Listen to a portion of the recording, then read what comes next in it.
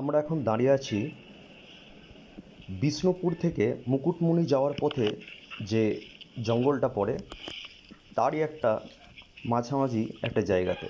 খুব সুন্দর দৃশ্য এখানে। দেখুন আশেপাশে একদম পুরো ঘন জঙ্গল, সবুজে সবুজ পুরো, আর একদম নিস্তব্ধ। দেখুন ছাগল চড়ে বেড়াচ্ছে এখানে।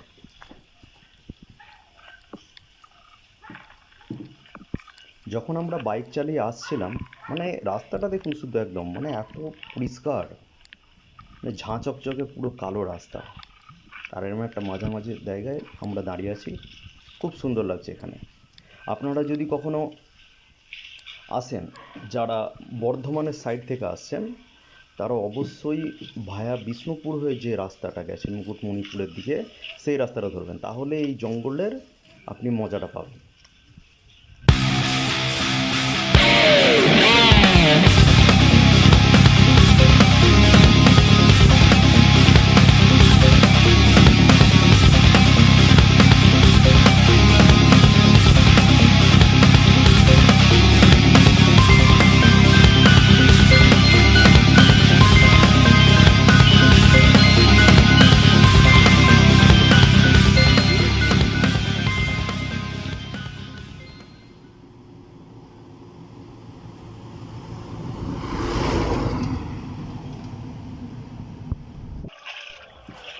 এখন আমরা মুকুটমণিপুর চলে এসেছি। আর এখানে যে মুকুটমণিপুরের ড্যামটা আছে, সেই ড্যামে একটা হাতে হাল চালানো যে ছোট নৌকাগুলো হয়, সেটা ভাড়া করে নিয়েছি। আর ওই ড্যামের মধ্যে দিয়েই আমাদের মাঝি এখন নৌকাটাকে আমাদের ঘোরাচ্ছে, একটু অল্প বিস্তর ঘোরাবে।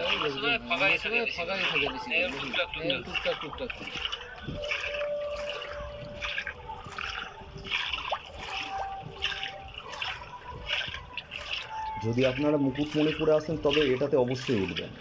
এই ড্যামের মধ্যে ঘুরে দেখার মজা আলাদা। তবে আমার মনে হয় বর্ষাকালে আসা একটু ভালো, কারণ বৃষ্টি পড়লে এর রূপটা আরও অন্যরকম হয়ে যায়।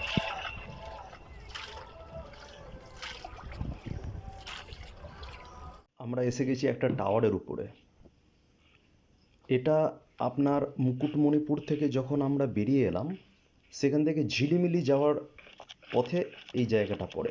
এখানে এই রাস্তাটাও ওই রকম জঙ্গলের মতনই, যেরকম আপনারা বিষ্ণুপুরের ওই এখানটায় দেখলেন, এগুলো সব ওয়াচ টাওয়ার আছে।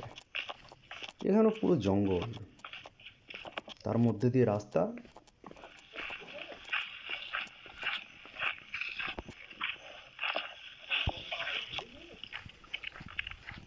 দেখুন পিঁপড়েরা দল বেঁধে এখান দিয়ে আমাদের রাস্তা আটক করেছে।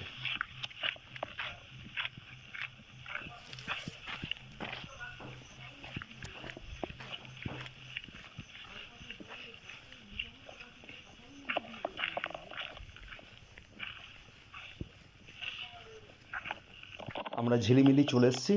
আর সেখানে একটা রুম নিয়ে নিচ্ছি। রুম বলতে এটা অ্যাকচুয়ালি কটেজ টাইপের আর কি।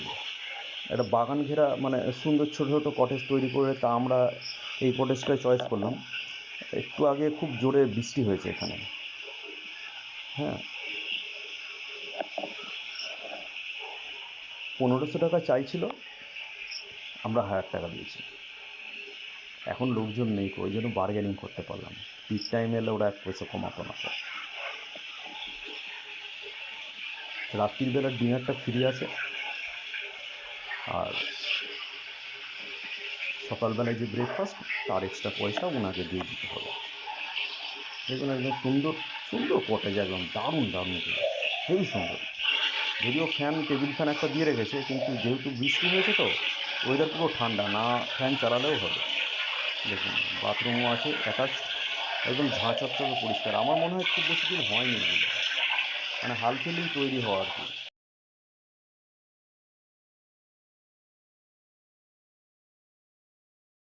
কত বড় মুরগিটা দেখুন একবার, এগুলো দেশি মুরগি।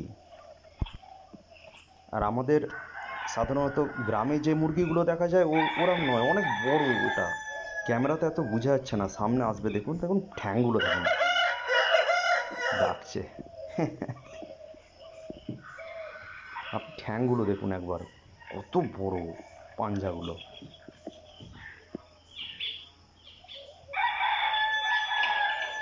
এরা মানে এই কটেজটাতে এগুলো পুষে রেখেছে। আমার মনে হয় এগুলো কেউ যদি মাংস খেতে চায় এগুলোকে কেটে খাওয়ায় এরা, যদিও এটা ঠিক নয় তো।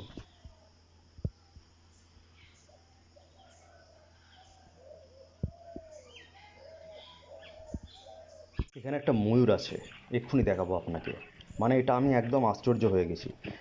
রাতের বেলায় আমি এর আওয়াজ শুনছিলাম কিন্তু ঠিক বিশ্বাস হচ্ছিল না। এই দেখুন ঘুরছে। আমাকে দেখে আবারও পাঁচিলে উঠে পড়লো। কি সুন্দর ময়ূরটা দেখুন, মন ভরে যাবে। এখানে ফ্যামিলি নিয়ে যদি আসেন না, খুব ভালো লাগবে।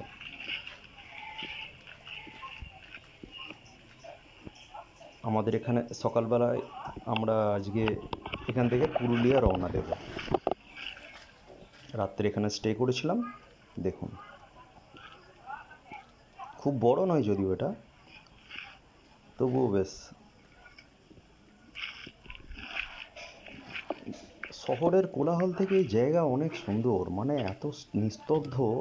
শুধু এইসব পাখি জন্তু জানোয়ারদের শুধু সাউন্ড পাবেন আপনি।